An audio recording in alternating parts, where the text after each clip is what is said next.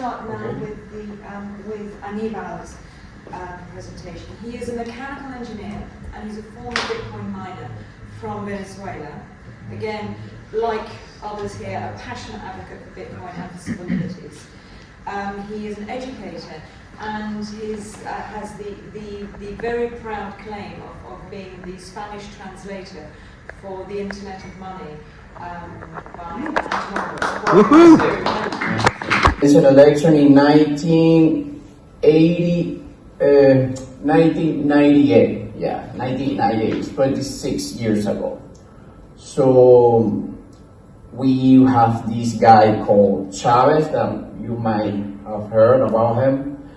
So yeah, she won the election. It resulted to turn into a regime. Yeah, slowly, but it happened. So yeah, this is what is happening. Due to hyperinflation, the situation in Venezuela, and the devaluation of our money, also known as Bolivar, the government, the regime, started to change some policies from this started in 2007 up to 2021. So they started to redenominate our money now. So they say, for example, our money, our national currency, the original name was the Bolivar. But they say, for example, in 2007, they did the follows. They say, well, we noticed that our money has been losing the value suddenly the last 10 years. So we are gonna do a renomination with our money. So they call this Bolivar. They added another word, and they put the funny thing is, like, they put this name on their money, like in Spanish is Bolivar Fuerte. That Fuerte is strong. They call it Bolivar Strong, and they remove 3 zeros. So okay. This happened once again, like 4 years later, and once again. The last time was 2021. So far today, they have been removed 14 zeros from our currency. So that is, its value has been divided by 100 trillions. Now you see, you have heard about Venezuela, Zimbabwe, but 100 trillion.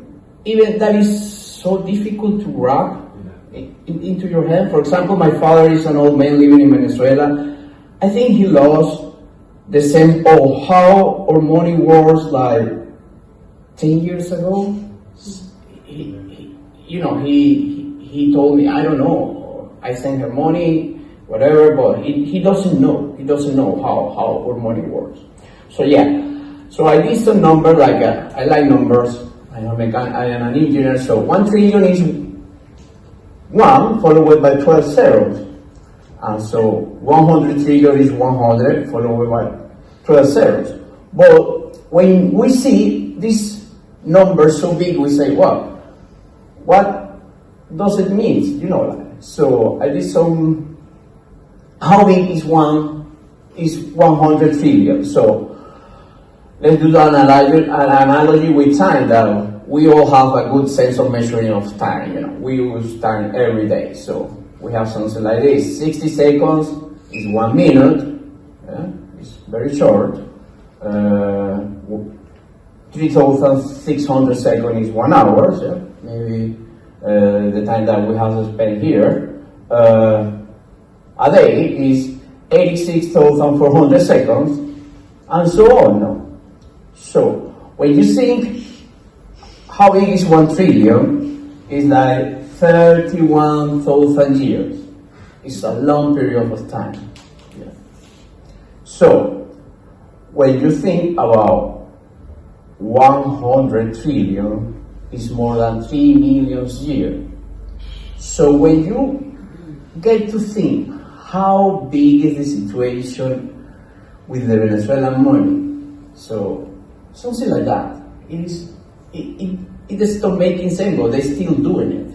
So in reality, the governments the monetary authorities, they don't really care about their money, about the state of the population, about anything. I think they only care about authority and control. And I want to mention something that when Luis was mentioning the functions of money, store of value, medium on exchange, and unit of account, I remember this because I worked with Andrea Santonopoulos for 2 years, something like that. And he said that there is another function of money. It's being a system of control. That is one of the main functions of the fiat money, being a tool for control the citizen, the population. So I think that is just happening in Venezuela, it's happening maybe in Argentina, and Zimbabwe, and so on, many other countries. So actually, this is like an image from the Venezuelan central banks. They say that one USD, the global reserve currency, the United States dollar, is equal to 36.6 bolivares. But this is the Venezuelan currency and exchange rate by the central bank, by the official. But the awful truth, the reality is like, this is that they say, the authority, but when you add, you remove the makeup, the redenomination that they have done. This is the reality. It's even 3,663,000,000.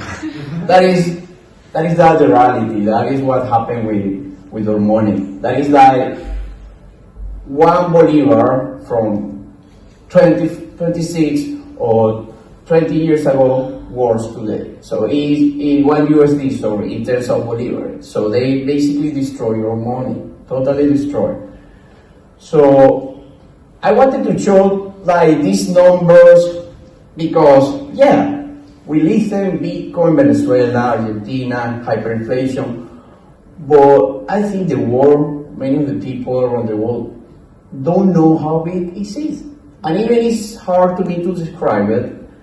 And I found out that maybe using time, because we all know time, we use time daily.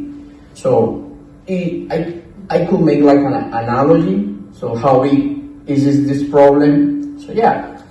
So later the next slide are like, so Bitcoin for me is like an autonomous system where autonomy replaces authority. So this central bank in Venezuela that has been implementing control exchange, money regulations, and quantity easing. So they are the authority. Bitcoin doesn't have an authority. So what else I have here? So like Bitcoin is a peer-to-peer system, how this is written in the Bitcoin white paper, the digital peer-to-peer system. So I believe that peer-to-peer interaction is the most primitive form of human relationship. We are here. We don't have an intermediate here. We are speaking, as I'm talking right now, I'm speaking to you. There is no in the middle one. So operating with an intermediary and the need for a hierarchical trust system is our intuitive way of relating. Bitcoin brings back this on a global scale. So it's one of the main features of Bitcoin. And then everyone is included in Bitcoin, like every Venezuela, every South African people, every Asian people. This is by design.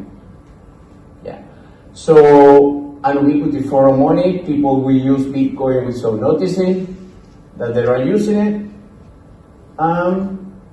Yes, this is like the last slide. It's a quote for Gilles Scott Horan. This is a poet and a writer from United States. So the first revolution is when you change your mind about how you look at things and see there might be another way to look at it that you have not been shown. So that's it.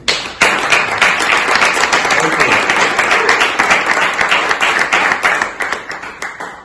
if Ariel and Fernando would like to present about Venezuela, the agenda, which this conference has been arranged in the past 10 days, so it's fairly fluid. And I think it's going to stay fluid for the rest of the day, so we'll see where it goes. But we'll try to stick to time.